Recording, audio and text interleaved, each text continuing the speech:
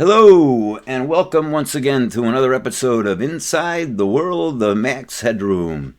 I have a fun topic today. At least it's fun for me. It's not dark. At least not to me, but that could be dark. But anyway, I want to talk about an article that I wrote and was rejected from a tattoo magazine that I thought was really quite crafty. It took me years after getting over the woundedness of it being rejected to really realize that it wasn't published, because some of the things I have to say about tattooing, tattoo magazines don't want in their magazines. So this is kind of an inside scoop. And the title is really what it's about. You know, how can you orient yourself in the beginning to getting tattooed instead of it being an impulsive kind of gesture or some kind of challenge you jump into or something like that? You should go into it aware. And so, also I thought I'd tell you a little bit about me. As you can see from my other shows and stuff, I'm very heavily tattooed. I don't like to show the tattoos on video because somehow the video camera doesn't pick up the definition of them very well. But I'll just describe how much I am tattooed. I'm completely sleeved. I have a back piece that goes from the back of my neck all the way encompassing my buttocks. I have chest plates that go like this. I have a stomach tattoo that builds onto it that goes down here. I have, let's see. Oh, I did these myself too.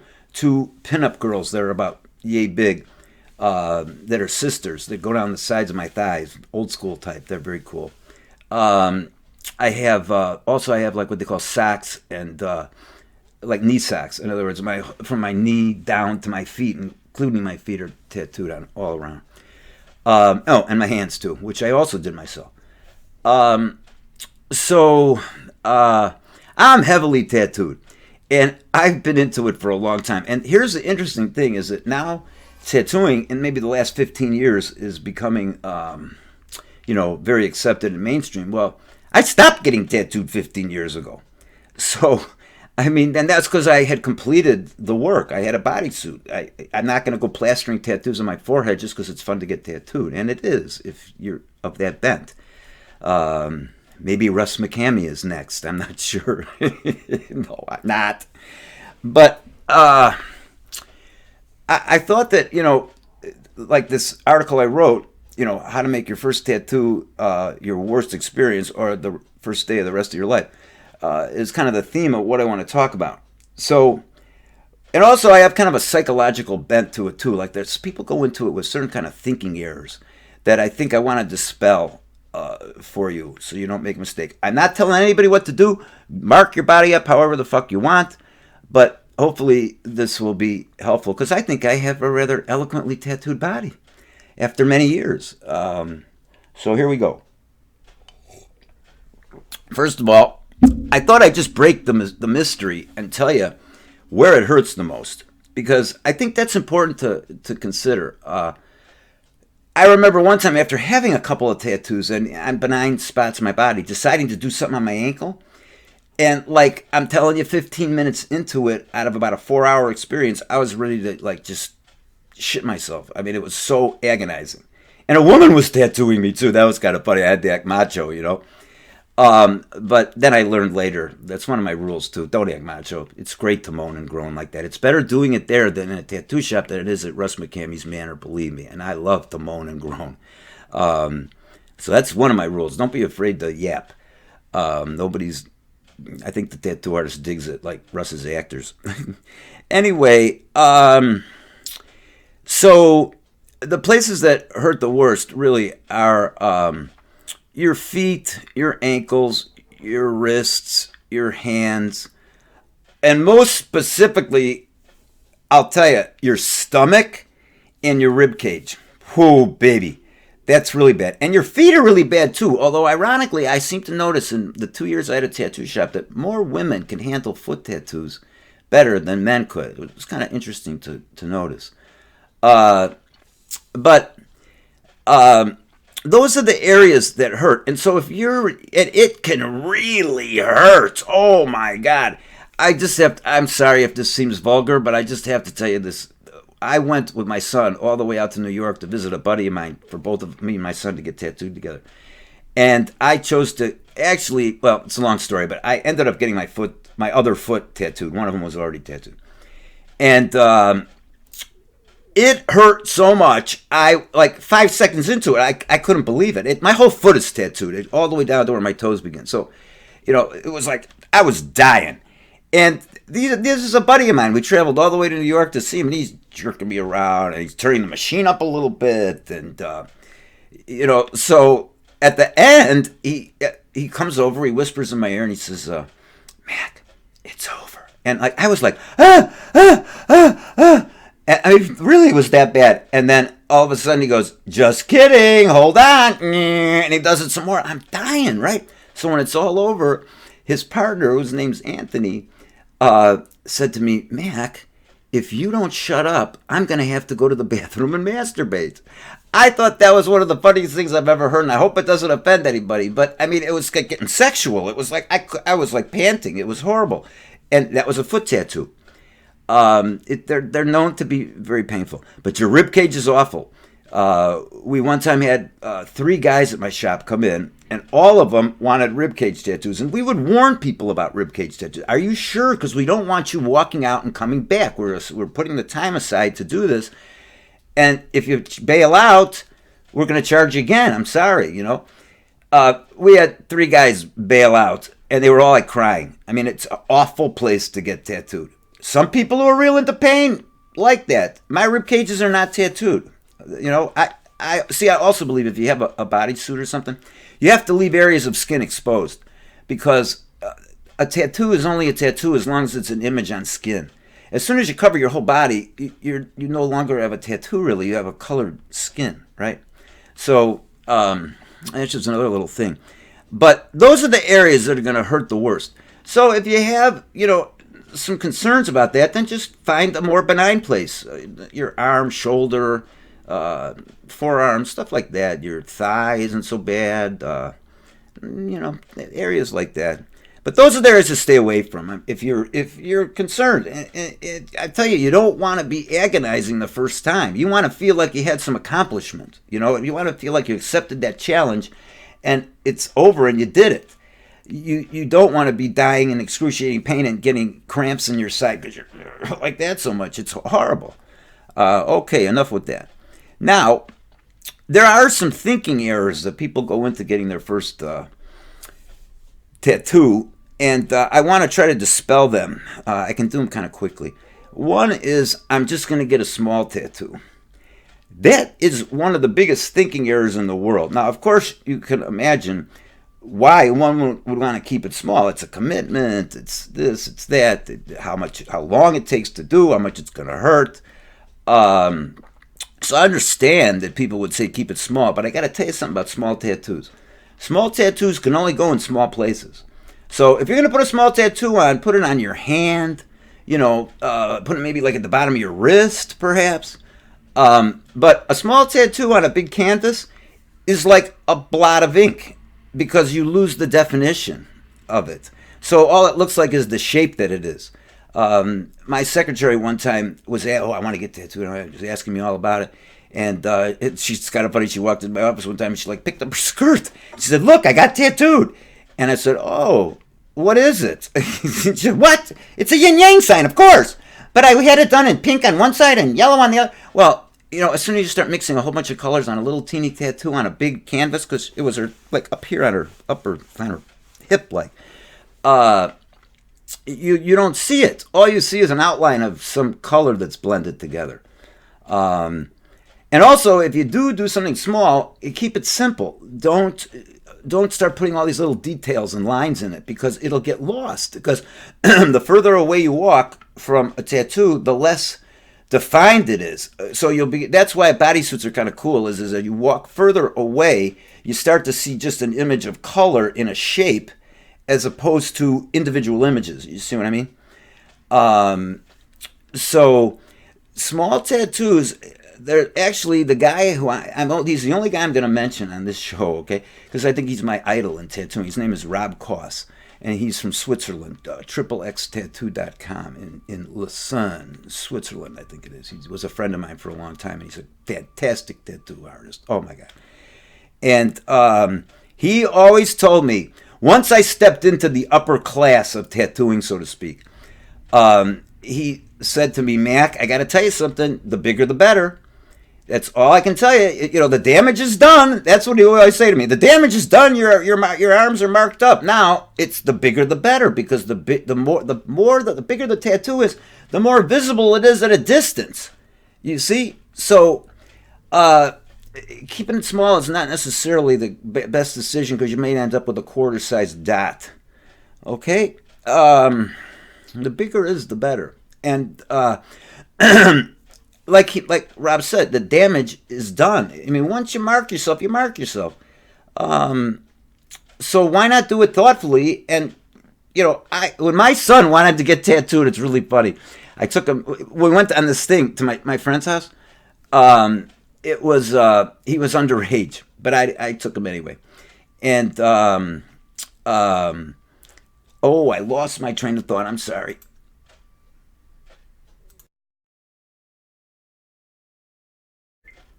Back again. Anyway, back to my son's tattoo. He wanted to get tattooed, and he kind of said, well, you can't stop me, And I said, I made a deal with him, like I'd buy it if at least he followed some of my rules. Well, one of the rules was it had to be 6 inches or bigger, because I didn't want to putting some little piece of shit, on his leg that was just going to turn into mush, or something like that.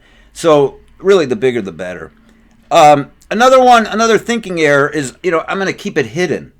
And then that always ends up into the notion of I'm going to put it on my shoulder, which is a really big mistake. Put a little tattoo on your shoulder, because first of all, most people end up getting tattooed more. And so you got to realize, if you take your biggest canvas and you put something small on it, you've either got to cover it up if you want something bigger, because it is your nicest canvas, or you got to build around it and it looks stupid. So I can keep it hidden. The other thing that's really ridiculous about that thought is, why the fuck get tattooed if you're going to keep it hidden? I mean, I can understand if you go to work and, you can't show it perhaps, or something like that. Okay, don't get your hands tattooed, but you can always, if you want to get tattooed, you can have a big tattoo and cover it up. I did it for years as a shrink. I mean, come on, you can do it. So, keeping it hidden. Or the other one is, I can always laser it off. No, you can't. Shame on you. If you think about lasering off a tattoo, then you're not getting tattooed in the first place. You're making a commitment. It's going to stay there. Maybe you'll cover it up. That's even questionable in some people's eyes. But laser it off? No. I really think that's sort of against the ethics of tattooing. It's like oxymoronic to make something permanent temporary. No, it's not kosher. Okay.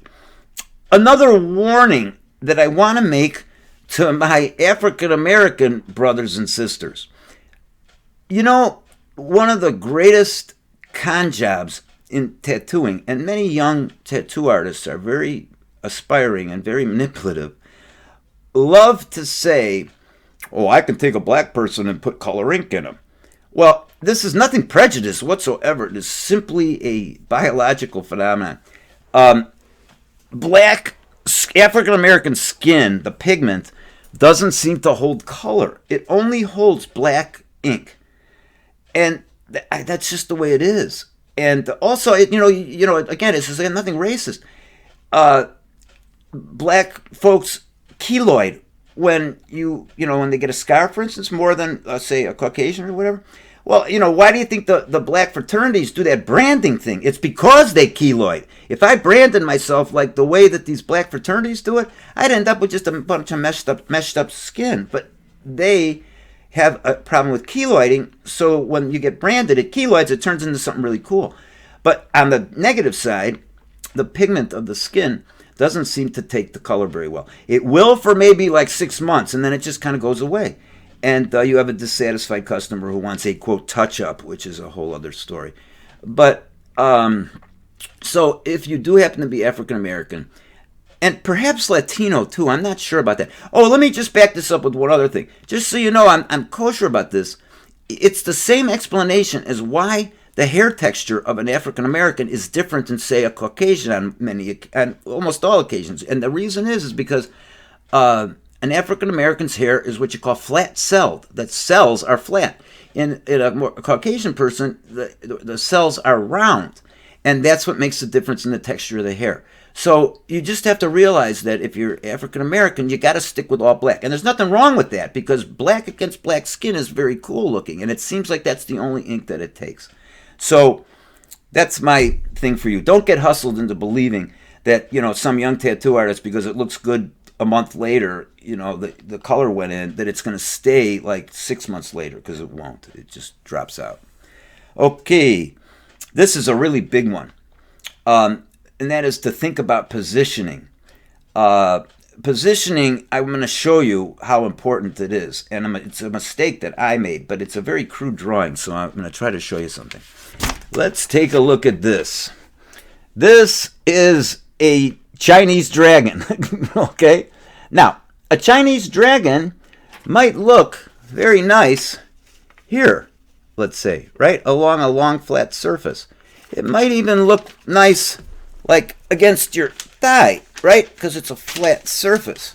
Okay, but when you're not educated, you make the mistake like I did, and you say, "Ooh, well, I think it would be really cool to have a Chinese dragon wrapped around my ankle." So look at what happens.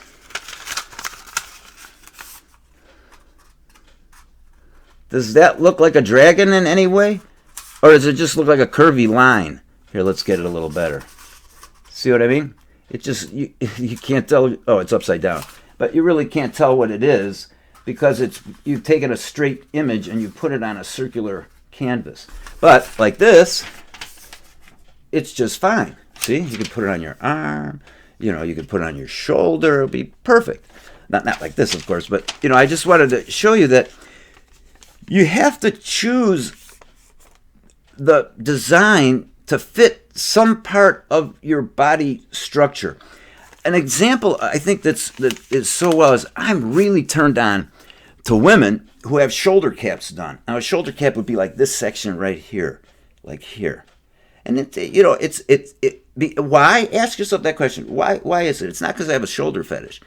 Think about all the different fashions they have for women in terms of tops.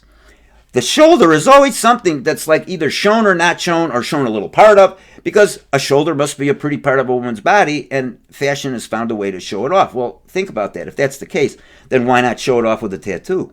Why not place your tattoo on your shoulder? I think it's very hot. I'm sorry. But I think that placement is a real important thing. You don't want to put a shape that doesn't fit to the contour of what you're putting it on. You're just not going to be able to see it. You always want to think about seeing it from a distance. That's what's most important. You can always look close and figure out what it is, but that's not what a tattoo's about. Otherwise, you're just looking at color and lines on you and stuff. Okay. Oh, here's a great one. And I feel very strongly about this. So get ready, buckle your seatbelts. That is that you go into a tattoo shop with a picture you found in a magazine, and you want it. And the tattoo artist says, "Yeah, sure, I can do that. It's no problem." And then he puts it in what's called a thermofax machine. What a thermofax machine is like, it's like a copier, but instead of producing a copy, it produces a stencil of the image you put in it, okay?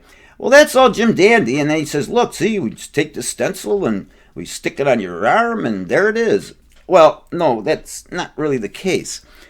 And this is something to really be aware of. Trust me. A lot of the new school tattooists say bah humbug to this, but I don't believe it. And that is that, you see, there's a difference between a picture and a tattoo picture. That's why when you walk into tattoo shops and they have all these like kind of tacky sometimes pictures on the wall, that's because people drew those who know how to make tattoos. You see, it's like architecture. Think of it that way. There has to be a certain relationship of line work in relationship to the shading in order to hold the shading in like a fence. I mean, the outline, when you do an outline, it's deeper than the shading ink is. It goes deeper in your skin because it forms like a fence. And so you have to have a certain sort of like architecture to hold the tattoo together. Otherwise, it turns into mush. And I'm sure you've seen a million tattoos that look like mush. Okay? So, you might see a picture you really like. Now, if it's a simple sort of design, the thermofax can pick it up and they just take the outline of it and it's okay. But if it's a detailed picture and someone says, oh, I can do that, he's got to be really fucking good because he's got to be able to build in line work that will be able to hold the structure of the tattoo together. You follow? Okay.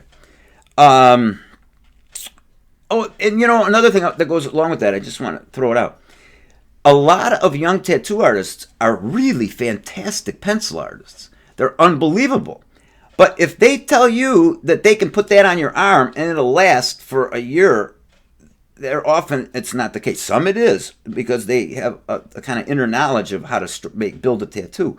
But that would have to come with experience. So when you got these young kids that do it, they're great artists. I give kudos to you.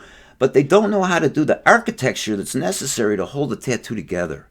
That's the point I'm trying to make. So even if they draw, I'm a custom tattoo artist. No, you can't be a custom tattoo artist and be really young because being a custom tattoo artist takes years of experience to be able to customize things. You have to know the basics first, Okay, so much with that. Let's see.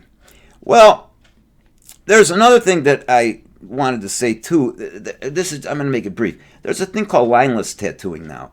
And I would just say be careful. I don't want to go into a big deal, but as I explained before, lines hold in color. And so when you start talking about lineless tattooing or smoke lines and stuff like that, there's only a certain place for them. And that's usually with what's called the use of negative space, which I'm not going to go into. But, I just would say if you hear someone say, I'm going to do a lineless tattoo on you, I'd be very careful about that. Or doing outlines in colors. There's reasons that black ink is used as a lining ink because you buy it as a different kind of ink. It's called black lining ink. It's not called black shading ink. See, but they don't make many other shading inks in colors. I think red may come in a shading ink too. But be careful because lines hold in color. And, if when you start talking about lineless, it starts looking like mush. Okay. One other thing, this is just it's a technical thing, but if you can put it in your back pocket, there's an orientation to tattooing that's called black undershading. What that is a tattoo that takes several sessions to have done.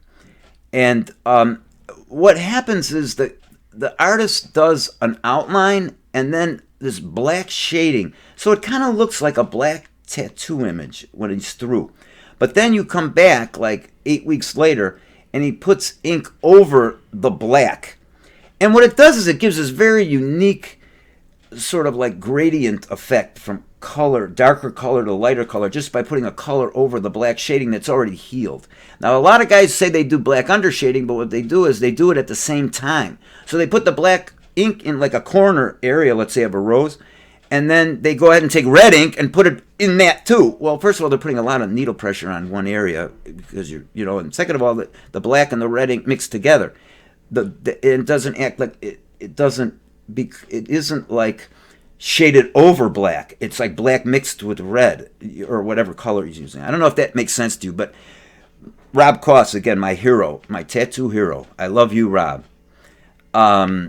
Told me one time that what actually holds a tattoo together over time is what's called black undershading. But it means you got to get tattooed like 2, maybe 3 times.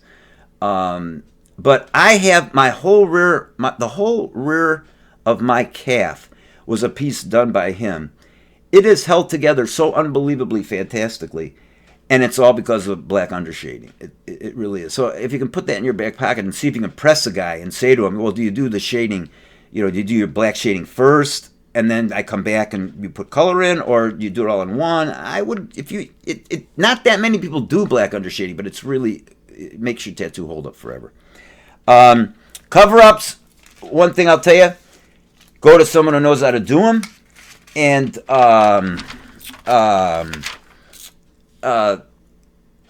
make sure that the cover-up is like 3 times the size of what you're covering it. Don't let somebody say, we'll just put some dark ink in here and then you'll be distracted and you'll see a new design. That's bullshit. It just looks like black in the middle of a tattoo.